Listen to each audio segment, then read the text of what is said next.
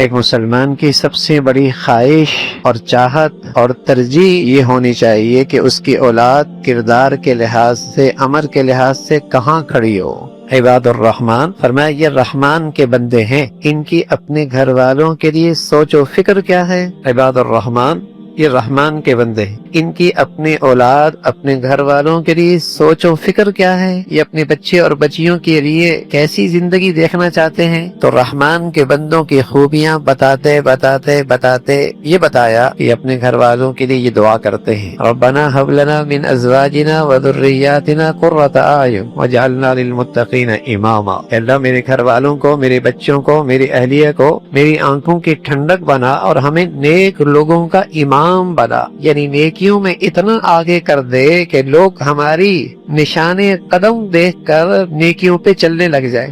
میرے بچوں کو، میرے گھر والوں کو نیکیوں میں اتنا بلند مرتبہ عطا فرما کہ ان کے نشان قدم پہ لوگ نیکیوں کا راستہ تلاش کریں، نیکیوں کی منزل کی طرف چل پڑے۔ یہ ایک مسلمان کی اپنے گھرانے کے لیے سوچ ہونی چاہیے جو قرآن نے بتائی ہے، جو رحمان کے بندوں کی خوبیاں ہیں، وہ اپنے بچوں کے بارے میں یہ سوچ رہے۔ دیکھو بھائی، پہلی بات تو یہ سوچ ہوگی تو میں اپنے بچوں کو اپنی نبی کی سیرت کے مطابق ڈھالوں گا نا۔ جب میں نے سوچ ہی لیا ہے کہ ان بچوں کو دیندار نہیں بنانا، باقی سب کچھ بنانا ہے، بلکہ اگر بچہ تھوڑا سا دین کی طرف نہیں بیٹے اتنا ڈیپ نہیں، بس جمعہ کافی ہے، بس نماز پڑھ لی نا اتنا کافی ہے، بس اتنا آگے نہیں۔ اگر دینداری سے اتنا ہی خطرہ ہے کہ دیندار بن جائے گا تو کہیں ہمارے گھر میں نعوذ باللہ کوئی آفت نہ آ جائے، تو ایسوں کو نبی کی سیرت سے کیا تعلق۔ تو پہلی سوچ تو میری درست ہو جائے کہ میں نے اپنے بچوں کو، بچیوں کو دین کے کس نقشے پہ میں اپنے بچوں کو دیکھنا چاہتا ہوں، کہاں نیکی کے لحاظ سے دیکھنا چاہتا ہوں۔ پھر اگلا قدم ہے نا کہ میں نے اپنے بچوں کو نیک بنانا ہے تو اس کے لیے طرز عمل کیا ہونا چاہیے، طرز عمل کیا ہونا چاہیے۔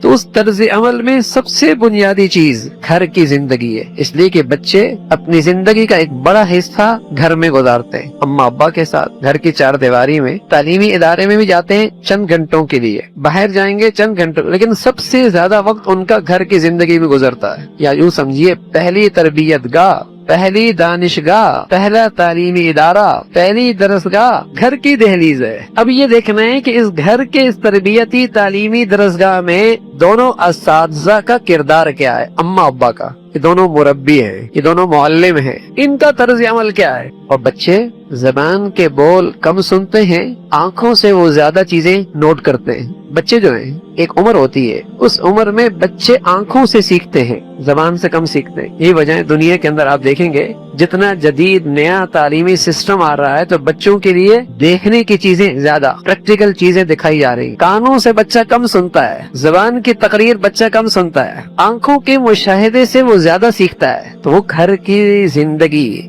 گھر والوں کا طرز عمل، گھر والوں کی صبح شام کی زندگی، یہ سب سے بڑی چیز ہے۔ سوشل میڈیا پر سب سے قدیم اور سب سے ریلائبل برانڈ درسقرآن.com